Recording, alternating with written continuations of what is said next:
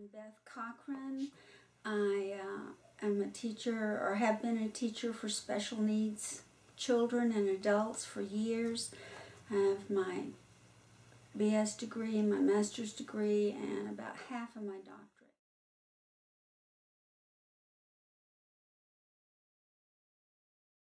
In college, in my training, we also delved into some medical problems that they would have. And in reading old English medical books, well, they weren't that old, they used the term idiot instead of mentally challenged or mentally retarded. And I had grown up with a big brother who always called me idiot. And I never associated that with someone who was mentally challenged until I was in college. And I found out that a word is used for a certain period of time, and then it becomes overused, it's done away with, and a new term is usually introduced.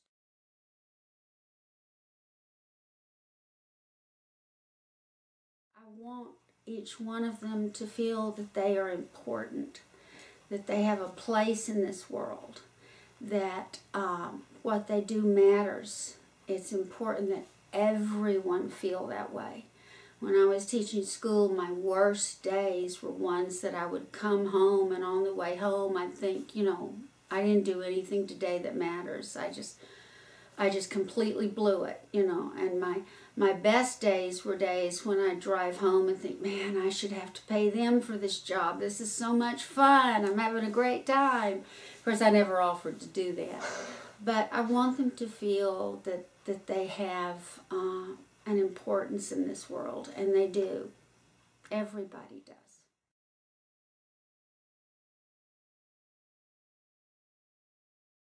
I think it's the less severe ones, the ones that can walk and talk and go to the movies and go to restaurants with other people. I was with a sunshine class in Jim's restaurant a while back, a little over a year. And we were sitting there and talking, and the waitress is great. She leaves us till last, which is good because we practice our conversation. And being a teacher, always sneak in things like, can you say the days of the week? Or, when is your birthday now? Because I'm trying to teach them those things. And from 3 tables back, I heard someone use the word retarded. And the 4 people I were with immediately turned and looked, turned back, and all 4 of them hung their heads and did not say a word. And so I don't know how much they know retarded means, but they knew that somebody was talking about them. So a little bit later, they all went to the restroom, and I just walked back to the table. It was some teenagers. And they just did not understand. I said, you know, guys, you know, that could have happened to any of us. And they all giggled and snickered. And I said, but you know, it could happen to you as a parent. Parenthood's probably not but 10 years away for you. And, you know, think how fast the last 10 years went. And we talked about it could happen to anybody. And they quit giggling and snickering. So I wanted them to think about it.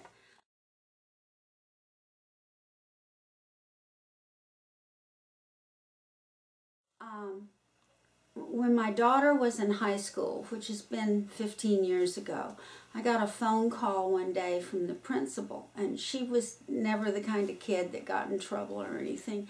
And I answered, and he said, I just wanted to let you know that your daughter is not in trouble. And so I said, well, why is she not in trouble? He says, I'll let her explain the rest to you, and that was it. So when she got home from school, I didn't want to sit her down and quiz her, you know. And I said, how was your school day? It's pretty good. I had to go to the office. And I said, well, what happened? And she said she had been noticing the special ed class coming through, and there was a bunch of senior boys who would sit in the hallway, and they would call them over, pretending to be their best friends, and when they left, the special ed kids no longer had lunch money. They were taking their money from them. And they're the easiest people in the world to con, you know. And she said, my daughter said, and she's real tiny, And she said one day she just had enough of it. So she went up to those senior boys and started fussing at them. And she made such a ruckus that a teacher came and told my daughter, said, "You're going to the office," and wouldn't let her explain. So my daughter turned around to the senior boys and said, "Well, if I'm going, you're going too. Get up, you're going to the office."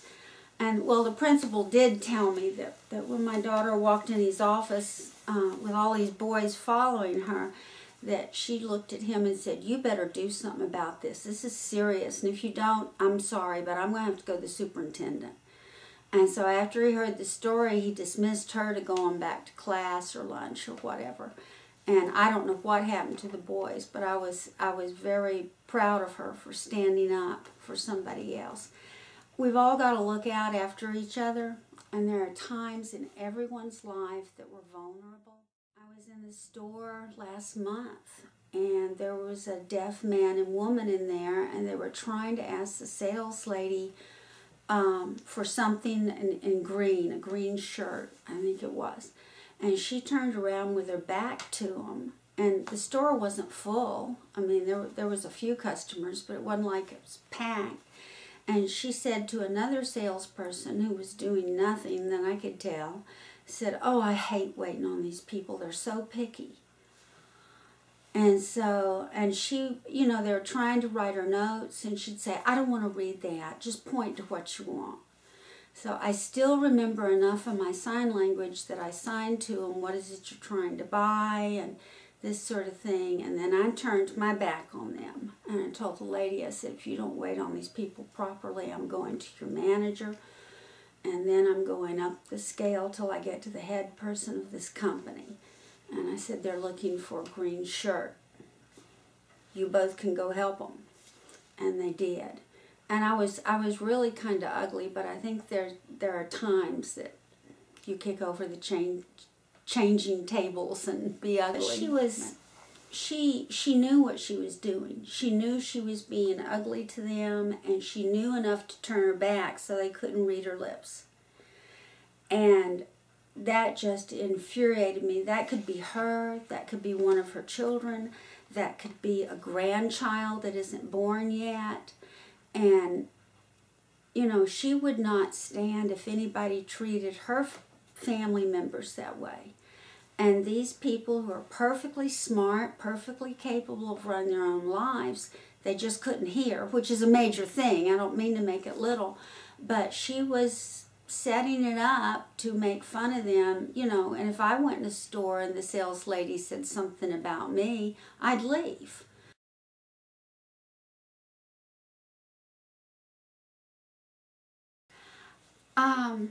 I would think to say something kindly. You'll probably get back garbage. "Oh, shut up, mind your own business." That would be mild, I guess.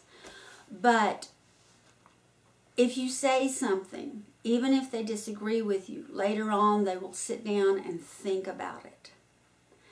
And even to say, you know, you could have a child like that. Anybody could have a child like that. Would you want your little brother or sister treated that way? Would you want your next door neighbor treated that way? And you'll probably get back garbage because they'll be defensive. Mm-hmm. But later on, they will go back and think about it.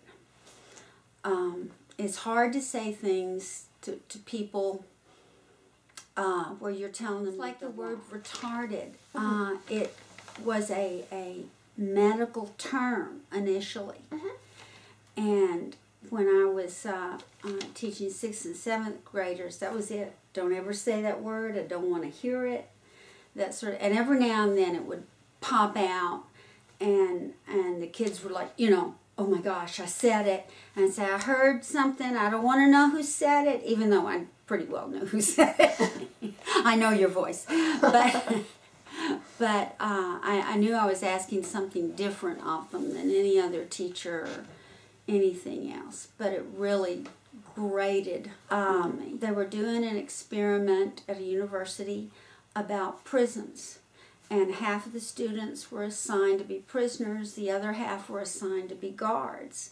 And the first day everybody was giggling and it was funny, and the second day the guards got really serious about their jobs and began to berate them.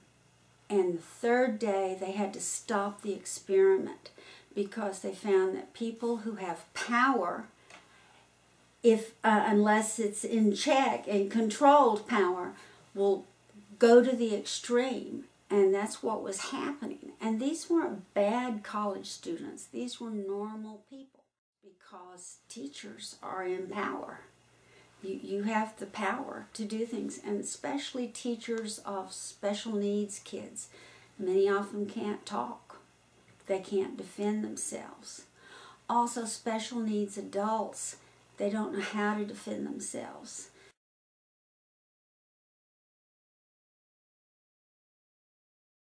I think talking about it is real normal, and it's the biggest help that can be, and that, you know, this is through no fault of their own. They didn't do anything wrong to be born this way. Even the alcohol syndrome babies, they didn't do anything wrong, you know, and it's not their fault, and it could have been you or me. It could be a friend. I could get hit by a car tomorrow and be mentally challenged. You could get hit by a car and be the same. That could happen to anyone. You can fall down and just hit the wrong part of your head.